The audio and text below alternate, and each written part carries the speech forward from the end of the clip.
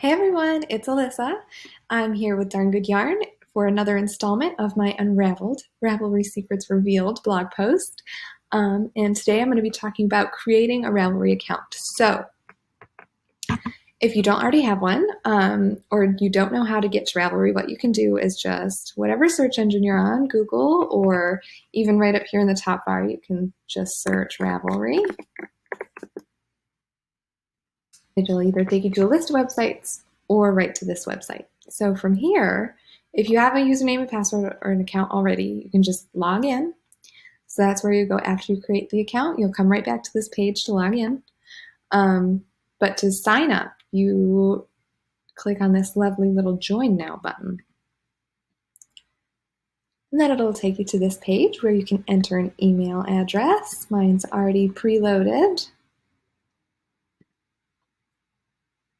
There we go. And then when you go to your email, you should have an email right up here for Ravelry. And you can click on this link. I already have the window open. And then from this screen, you can choose a username and your password. I definitely recommend writing it down. I have all mine written down, so I don't forget.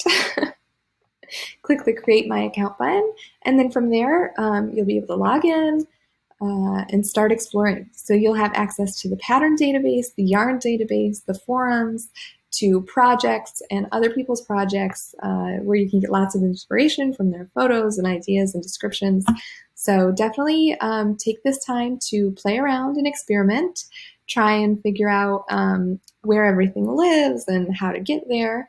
And if you're having any trouble, feel free to send us an email at info@darngoodyarn.com, or definitely check out the rest of this blog post for tips and tricks. Thank you. Have a fun time.